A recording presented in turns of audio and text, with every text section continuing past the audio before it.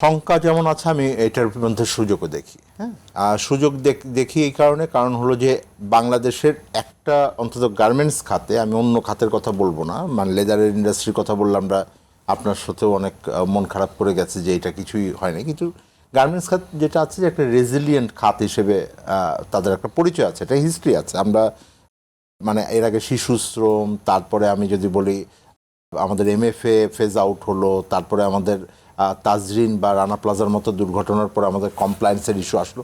So আমরা এটাকে overcome করেছি। আর ট্রাম্প নীতির যেটা আছে শুল্ক, সেটাও এখন চ্যালেঞ্জের মুখে পড়েছে তাদের সুপ্রিম কোর্টের ভিতরে। সুতরাং তারা কিন্তু এখন একটা সেই অর্থে আপনি যাকে যা ইচ্ছা যে সেই ধরনের শুল্ক ওনারা দিতে পারছেন না, ওনারা এখন এইটা থেকে ওনাদেরকে পিছু হটতে হয়েছে। আমি মনে করি যে ইউরোপের যে নীতিগুলো, এইগুলোও খুবই গুরুত্বপূর্ণ, কারণ এটা ভবিষ্যতের ইন্ডাস্ট্রিয়ালাইজেশন। এটা শুধু 1-2 বছরের বিষয় তা না। আমি মনে করি যে আগামী 20 বছর 30 বছর বা বাংলাদেশ কেন, পৃথিবীর পুরো ইন্ডাস্ট্রিয়ালাইজেশন কোথায় যাবে সেইটাকে আপনার নির্ধারণ করবে, এবং সেই কমপ্লেন্সগুলো আমার করতে হবে। আমরা এর আগেও কমপ্লেন্স করেছি, এই কমপ্লেন্সও করতে হবে, এবং এটার সুযোগ আমি মনে করি বাংলাদেশ আছে। আমি 2-3টা আপনাকে এন্ট্রি পয়েন্ট বলি যেখানে আমাদের মাইন্ডসেটের এবং পলিসিসতে চেঞ্জের দরকার হবে। কারণ এই সরকার একটা, আমি মনে করি যে নতুন সূচনার কথা ওনারা বলেছেন। আমি মাননীয় অর্থমন্ত্রীর কথা শুনছিলাম, উনি বারবার ডিরেগুলেশনের কথা বলছেন, সুতরাং ওই জায়গাটাতে আসতে হবে। তার মানে আমার ট্র্যাডিশনাল, আপনি যেটা বলছেন যে আমার ট্র্যাডিশনাল স্ট্রেংথ ছিল লো কস্ট, এটাতে আমি পারবো না, আমাকে অন্য ধরনের জায়গায় যেতে হবে। তেমনি আমার দীর্ঘদিনের ব্যবসায়ীদেরকেও বুঝতে হবে বা উদ্যোক্তাদেরকেও বুঝতে হবে যে ট্র্যাডিশনাল যেই ইনসেন্টিভ স্ট্রাকচার, এইটাও আমি আর দিতে পারবো না। যেমন আমার এলডিসি গ্র্যাজুয়েশন যদি হয়ে যায়, আমার আসলে এটা হয়ে যাবেই, আপনার ক্যাশ ইনসেন্টিভ এখন তুলে ফেলতে হবে, সরকারের আর্থিক সক্ষমতাও নাই। সুতরাং এটা থেকে বের হয়ে আসতে হবে। বরং আমি যদি তাকে, মানে এলডিসি উত্তোলনের পর শুল্ক সুবিধা কমে গেলে বাংলাদেশ আসলে বাংলাদেশের পোশাক খাতে কি ধরনের চাপ? আমি ওইটাই তো দীর্ঘ আলোচনা হয়েছে যে বাংলাদেশ $7-8 বিলিয়ন মতন। না, এটা আনক্টারের যে হিসাব আছে লেটেস্ট, এটা 17.5 বিলিয়ন ওটা ডলার হয়তো অনেক বড় করেছেন। আমি মনে করি যে ওইটা ওভার এস্টিমেটেড আছে, একটা $7-8 বিলিয়ন $9 বিলিয়ন হতে পারে আপনার সেইটা। কিন্তু সেই অপরচুনিটির জায়গাগুলো আছে। আমরা প্রস্তুতি কি নিচ্ছি?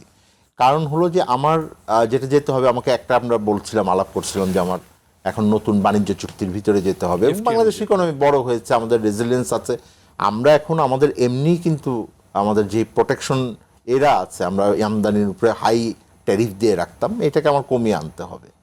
আমার নিঃসন্দেহে এখন জয়েন্ট ভেঞ্চারের মতো জায়গায় যেতে হবে। আমাকে এখন, আমি মনে করি যে গার্মেন্টস উদ্যোক্তাদের বলা উচিত, ভাই অন্য কিছুর আমার দরকার নেই, তুমি আমাকে কোয়ালিটি এনার্জি অ্যান্ড বিদ্যুৎ সাপ্লাই দাও, পোর্ট, আপনি ভালো পোর্ট দাও, আমাকে ভালো রাস্তা দাও, আমি এটা করে ফেলতে পারবো। এটা it is I think more important. অনেক ইম্পর্টেন্ট হবে যে আপনি টেকনোলজিতে ইনভেস্টমেন্টটা নেই।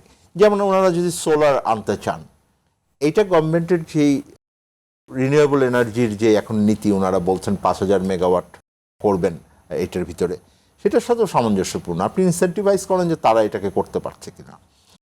আমার মনে আছে যে কিছুদিন আগে একটা ওনারা পলিসি নিয়েছিলেন যে যদি কেউ ভালো এটাকে করতে পারে, কর্পোরেট ট্যাক্সের একটু কমিয়ে আনা। আপনি এখন গার্মেন্টস ইন্ডাস্ট্রিতে 12% আছে, কেউ যদি এটাকে করে ওটা 10% আছে। ওনাদের মানতে হবে যে করের আদায় আমাদের খুবই কম, ওনারা প্রফিট করলে ওনারা এটার থেকে ওনারা দিবেন, কিন্তু ওনাদের অন্য জায়গায় যে খরচ আছে সেইগুলোর জন্য ওনাদের ডিরেগুলেশন লাগবে। ওনারা যদি সোলার এনার্জি এস্টাবলিশ করতে চান, government will be there without any, ওইখানে কোনো ধরনের শুল্ক দেওয়া ছাড়া। এই ধরনের পলিসিসগুলোকে আমার মনে হয় যে যেগুলোকে আমি বলবো যে ফ্রন্টিয়ার পলিসিস, সেগুলোকে আনা।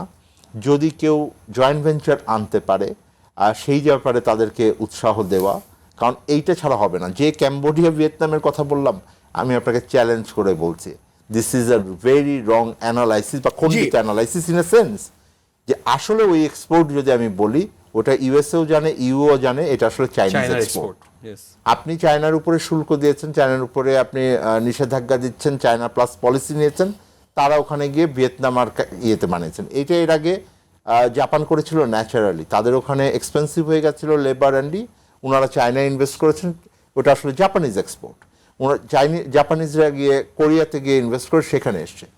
উইদাউট ফরেন ইনভেস্টমেন্ট আপনার কোনোদিনই একটা দেশ, এখন যেভাবে দেখেন, আমরা এখন ভিয়েতনাম নিয়ে অনেক আলোচনা করতে পারি যে ভিয়েতনাম অল্প কয়েকদিনের ভিতরে মানে 100 টাইমস ওনাদের এক্সপোর্ট বাড়িয়েছেন।